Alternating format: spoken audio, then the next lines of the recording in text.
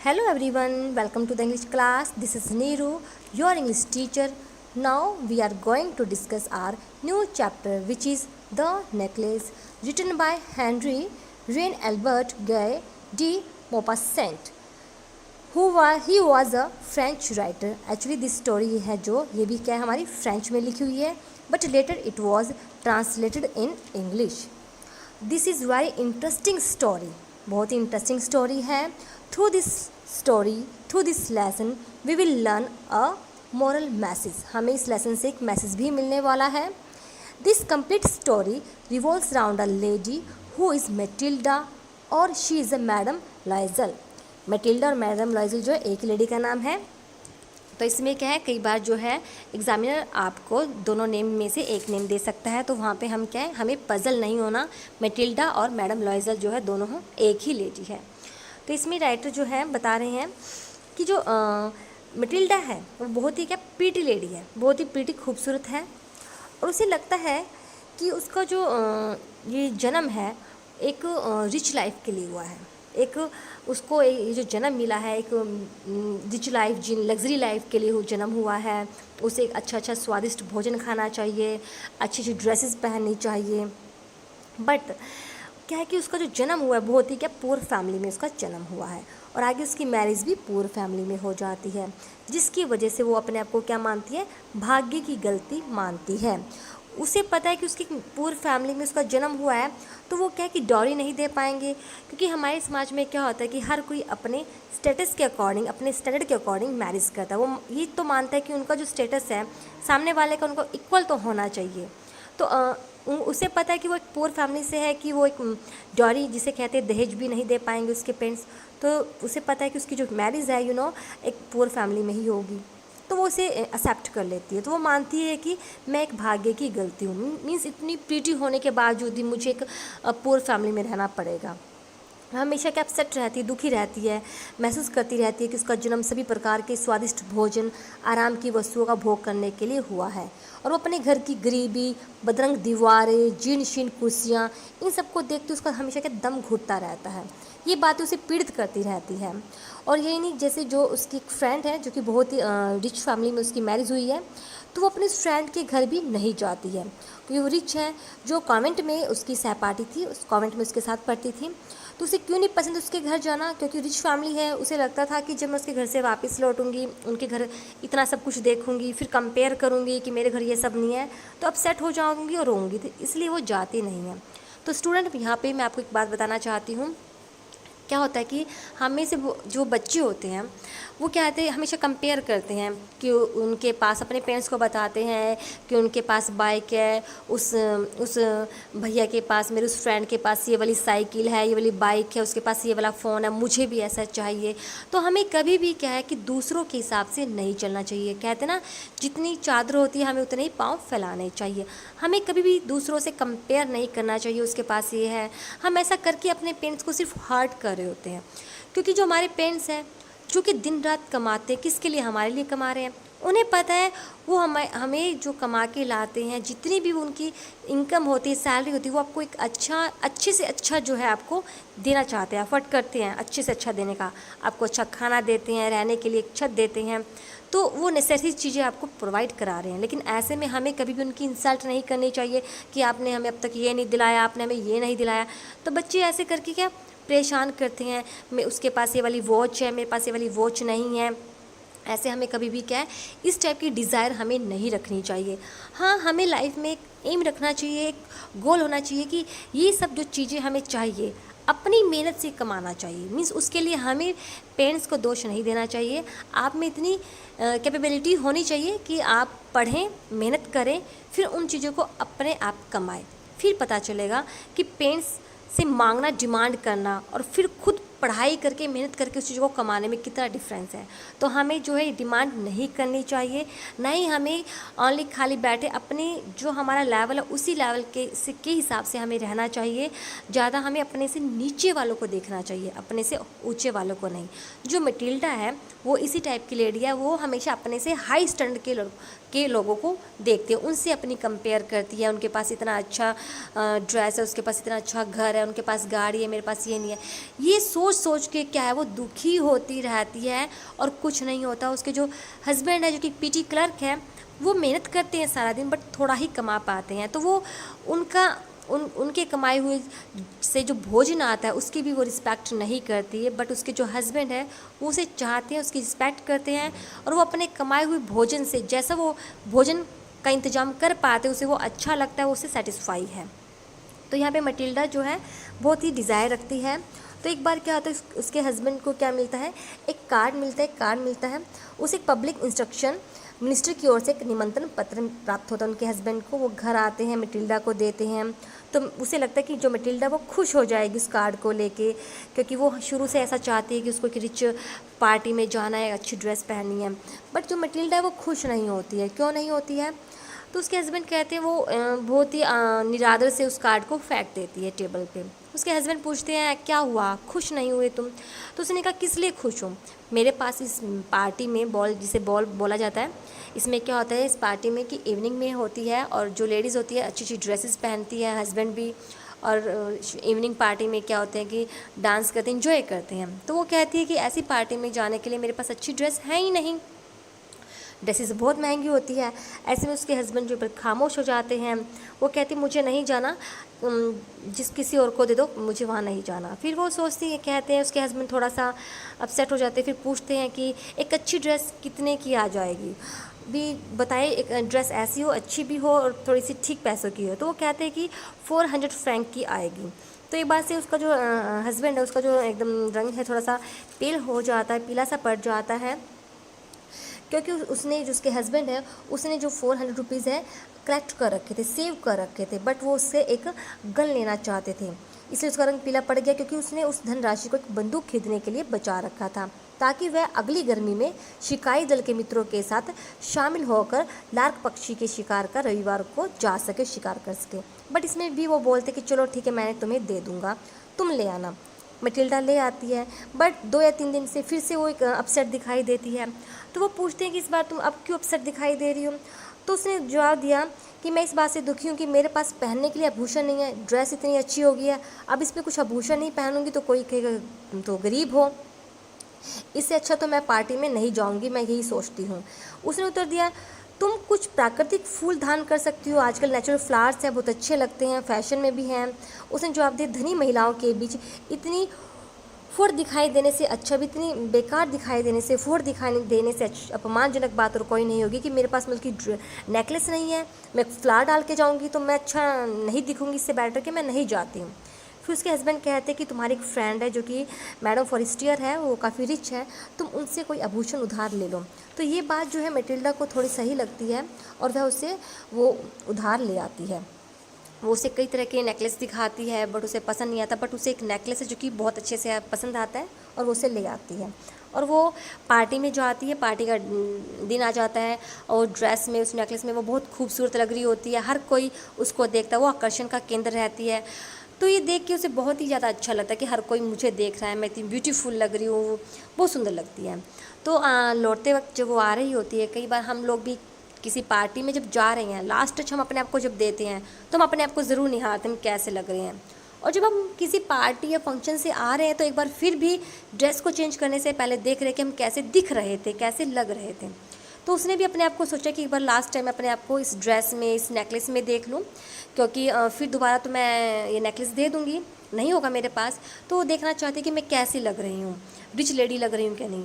जब वो अपने आप को मिरर के सामने देखती है तो क्या होता है कि उसका नेकलेस गायब हो चुका होता है, नहीं होता है। तो उसके मुंह से एकदम चीख निकल जाती है। उसके हस्बैंड आते हैं, पूछते हैं क्या हुआ।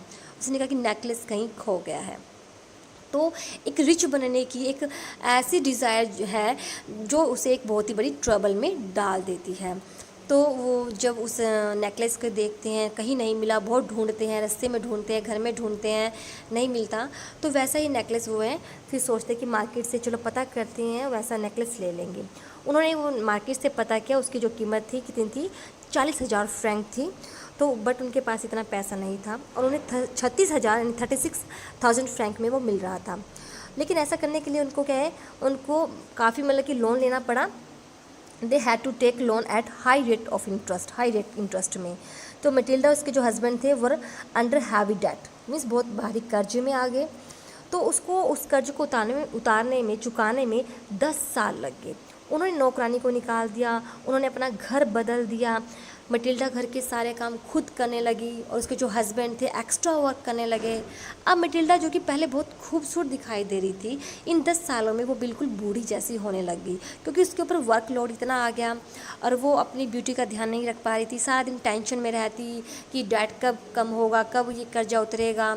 और क्योंकि पहले वर्क हम उनकी मेड करती थी, अब उसे खुद करना पड़ रहा है, एक्स्ट्रा काम कर रहा है, सोचती रहती थी, टेंशन से वो और भी बूढ़ी हो गई। तो एक दिन क्या होता है कि उसकी वही फ्रेंड जा रही होती है, मैडम फॉरेस्टियर, तो वह सोचती कि क्यों ना मैं उससे मिल लूँ, मेरा अब तो कर्ज भी पूरा हो गया है, क्योंकि वो कर्ज पूरा करके अब थोड़ी सेटिस्फाई हो जाती है। और वो मतलब कि जब उन्होंने लिया था तो उसे ख़रीद के दे दिया था। तो उससे पूछती है, वो कहती है मैडम फॉरेस्टियर। तो वो जो मैडम फॉरेस्टियर उनकी जो फ्रेंड है वो मैटिल्डा को देख के चीखती है, पहले तो बोलती है मैटिल्डा को देख के कि मैम मैं आपको नहीं जानती हूँ, आप शायद गलती में हैं। तो वो कहती है कि मैं मैटिल्डा हूँ। फिर उसके मुँह से चीख निकलती है कि तुम इतनी कैसे बदल गई हो, तुम तो बिल्कुल ही चेंज हो गई हो। फिर वो कहती है कि तुम्हारे ही वजह से। वो कहती है मेरे वजह से कैसे?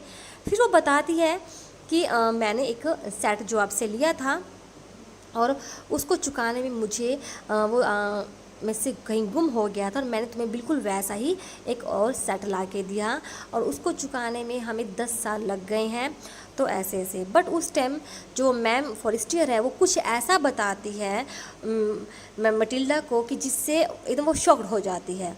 मतलब उसकी पूरी लाइफ एकदम से ये हो जाती है कि मैंने क्या कर दिया, सिर्फ मेरी एक छोटी सी डिज़ायर ने मेरे साथ ये क्या हो गया, मेरे को इतनी बड़ी ट्रबल में डाल दिया, मुझे इस चीज़ का पता ही नहीं था। तो डियर स्टूडेंट, उसने ऐसा क्या बताया, ये जानने के लिए हम लेसन को पढ़ेंगे। First of all we will discuss about the writer of this lesson. Henri René Albert Guy de Maupassant was a French writer remembered as a master of the short story form and as a representative of the naturalist school of writers. The Necklace is a story of a lady who is not satisfied with her life as she is poor, जैसे कि मैंने आपको बताया था वो poor थी, अपनी life से सेटिस्फाई नहीं थी, and how now her desire of living a luxurious life lead to a trouble in her life. तो वो उसको एक बहुत बड़े ट्रबल में ले जाती है, जैसे कि हम पढ़ने वाले हैं। Matilda is invited to a grand party. She has a beautiful dress but no jewelry. She borrows a necklace from a friend and loses it. इसे लॉस कर देती है। What happens then? Matilda जो है उसको एक बड़ी सी पार्टी के लिए इनविटेशन मिलता है और वो एक ब्यूटीफुल ड्रेस उसके पास, जैसे she has a beautiful dress, उसके ड्रेस तो वो ले लेती है अपने हस्बैंड से बोल के, बट ज्वेलरी नहीं होती है। उस ज्वेलरी का वो कैसे अरेंज करती है, अपनी एक फ्रेंड से बोरो कर लेती है, उधार में ले लेती है, बट क्या होता है वो उससे गुम हो जाता है। तो फिर क्या हैपन्स होता है, क्या घटता है, ये गुम हो जाने से उसकी जो मटिल्डा की जो लाइफ है पूरी ही बदल जाती है। बिल्कुल 10 सालों में उसकी जो लाइफ है बिल्कुल पूरी तरह से टोटली चेंज हो जाती है। She was one of those pretty young ladies born as if through an error of destiny. वो क्या एक प्रीटी लेडी है, लेकिन वो अपने आप को क्या समझती है कि अपने को भाग्य की गलती मानती है। Into a family of clerks, क्योंकि उसकी क्या है, क्लर्क की फैमिली में उसकी जो है मैरिज हो जाती है। वो अपने आप को क्या मानती है, एक भाग्य की गलती मानती है, उसका एक क्लर्क की फैमिली में जन्म हो जाता है। She had no dowry, no hopes, no means of becoming known, loved and married by a man either rich or distinguished and होता है विशेष, and she allowed herself to marry a petty clerk की family में ही उसका जन्म होता है और PT clerk से उसकी मैरिज हो जाती है। In the office of the board of education she was simple but she was unhappy. वह उन सुंदर युवाओं में से एक थी, युवा महिलाओं में से वह एक सुंदर युवा यानी यंग लेडी में से एक थी जो अपने आप को एक भाग्य की गलती से क्लर्क परिवार में जन्मी थी। उसे लगा कि मेरा तो जन्म एक तो गलत परिवार में हुआ है, मैं इतनी पुअर फैमिली में क्यों हुआ है, और ऊपर से उसके पास ना तो देने के लिए उनके पास कोई दहेज था, न कोई आशाएं थी, न कुछ विख्यात होने के, ना ही कोई उनके पास साधन थे। न प्यार पाने और किसी धनी और विशिष्ट व्यक्ति से विवाह कर पाने का कोई साधन नहीं था कि वो किसी इतनी रिच हो कि उसे कोई विशिष्ट व्यक्ति मिले, नहीं। उसने एक तुच्छ क्लर्क से विवाह करना, फिर उसको एक्सेप्ट करना पड़ा। She allowed herself to marry a टीची क्लर्क से उसे करना पड़ा जो शिक्षा विभाग कार्यालय में काम करता था, in the office of board of education. वह साधारण थी और दुखी थी। क्या थी वह? सिंपल और अनहैप्पी थी। वह निरंतर दुखी रहती थी।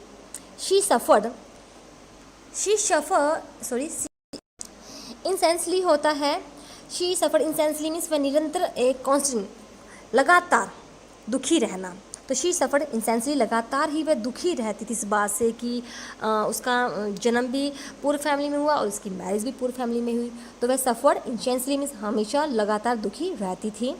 Feeling herself born for all delicacies and luxuries, she suffered from the poverty of her apartment, the shabby walls and the worn chairs. All these things tortured and angered her.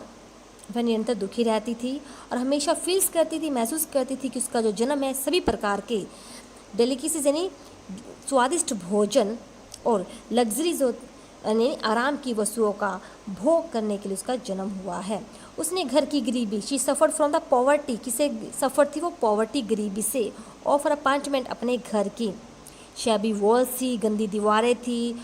Warne chairs थी, टूटी फूटी कुर्सियाँ थी।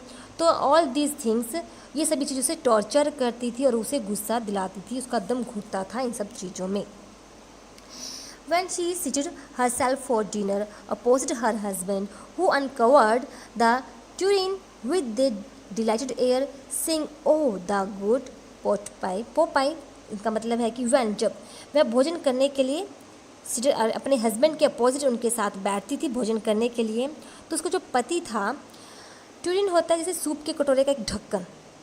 तो जब उसके husband जो थे सूप के कटोरे के ढक्कन को प्रसन्न होके डिलाइटेड मन से उसको हटाते थे, और वो तो मतलब उसके हस्बैंड तो खुश थे, उसको बड़ी खुशी से ढक्कन को हटाते थे और कहते थे कि कितनी अच्छी चीज़ है। उसके हस्बैंड ऐसे बोलते थे।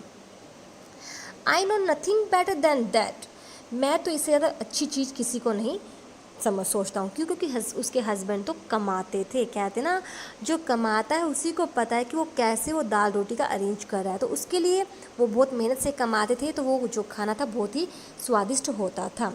She would think of elegant dinner of shining silver. She thought of the exquisite for served in marvellous dishes.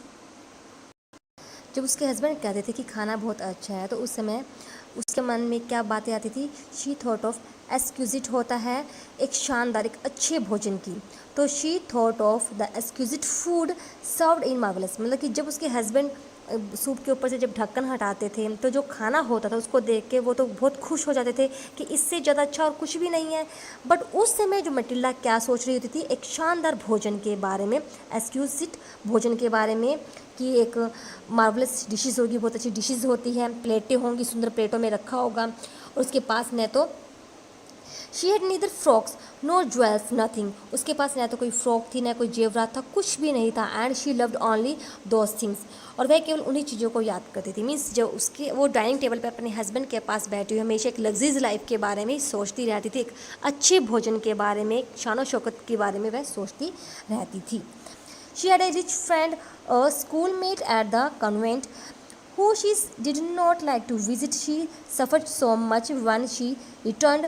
She wept for whole day from despair and disappointment. She had a rich friend, तो उसकी एक धनी सहेली थी जो कि convent में उसकी सहपाठी थी। वह उससे मिलना पसंद नहीं करती थी। She did not like to visit, नहीं जाना पसंद करती थी। क्यों? क्योंकि वह उसके पास यहाँ से जब वापस लौटती थी, जब उसके पास रिटर्न यानी वापस लौटती थी, वह हमेशा रोती थी। क्यों दुखी हो जाती थी? वह निराशा से सारे दिन रोती रहती थी, डिस्पेयर से, डिसअपॉइंटमेंट, क्योंकि उसके पास वो सब है और मेरे पास वो सब नहीं है। तो हमेशा वो डिस्पेयर रहती थी और दुखी हो जाती थी और रोती रहती थी। One evening her husband returned elated, bearing in his hand a large envelope. तो एक शाम उसका पति हाथ में एक बड़ा सा लिफाफा लेकर प्रफुल्लित घर लौटता है। Here he said, here is something for you. यहाँ पे वह कहता है कि हाँ तुम्हारे लिए कुछ है। उसके जो हस्बैंड है ऐसे बोलते हैं कि तुम्हारे लिए कुछ है।